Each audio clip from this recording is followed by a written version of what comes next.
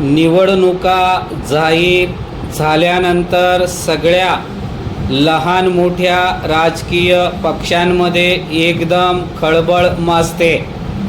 मग त्या पूर्ण मुदतीनंतर असोत किंवा मुदत पूर्ण असोत, निवडणुकीसाठी उमेदवारांची यादी जाहीर करणे हा मोठाच डोकेदुखीचा विषय सगळ्याच पक्षांच्या पदाधिकाऱ्यांचा असतो.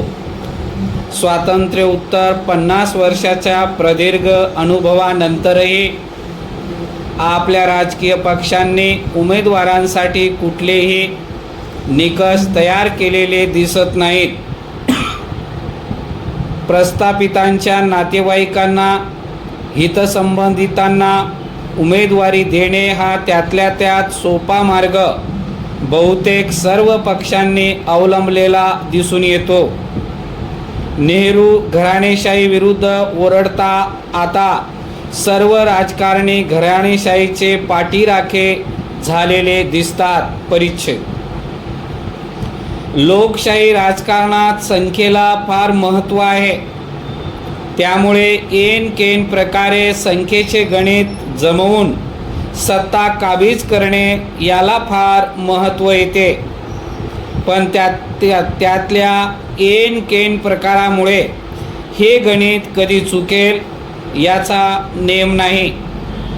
निवडणुका जिंकण्यासाठी ज्या अनेक गैरमार्गांचा, गैरप्रकारांचा अवलंब केला जातो, त्याचा परिणाम म्हणजे हे सगळे संपत्ती मिळवण्याचे गैरमार्ग तसेच उघडे ठेवावे लागतात.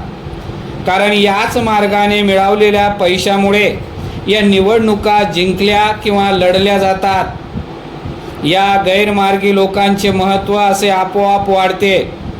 निवडणुकीच्या तिकीट वाटपामध्ये याच हितसंबंधीचा गोतावळा जमा होतो.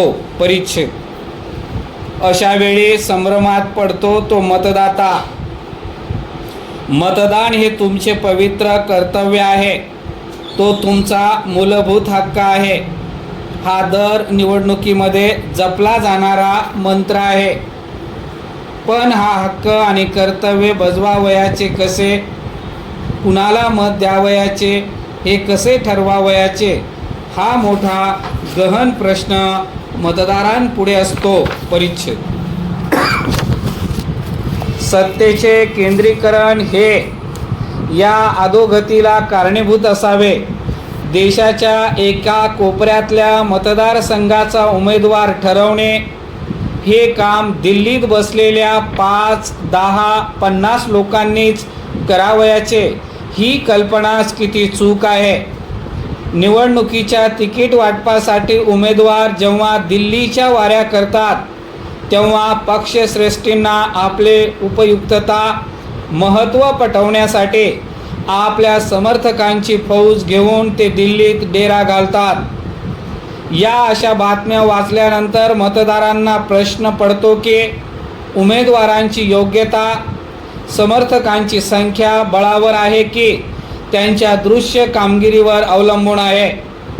प्रत्यक्ष कामगिरीचा निकष कुठल्याच पक्षामध्ये दिसून येत नाही. निवडणुका झाल्यानंतर या पक्षांची कार्यालये ओस पडलेली दिसतात. कायमस्वरूपी कार्य करण्याची योजना कुठेच दिसून येत नाही. परिच्छेद मतदारांनी पूर्ण विचारांती मतदान करावे हे मान्य, पण त्यांच्या पुढची समस्या फार जटिल आहे. पक्षांची विचारसरणी मान्य आहे की नाही हे बघावयाचे, मग त्यांच्या उमेदवारीबद्दलही विचार करावयाचा. बऱ्याचदा अडचण अशी असते की पक्ष ठीक असेल तर उमेदवार ठीक नसतो. कधी या उलट उमेदवार ठीक वाटला तर त्याचा पक्ष मान्य नसतो.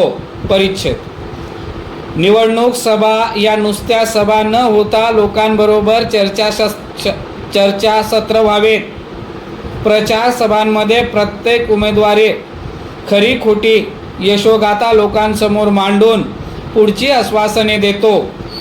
करू न शकलेल्या कामांबद्दल बहुधा दुसऱ्या पक्षांना जबाबदार धरतो.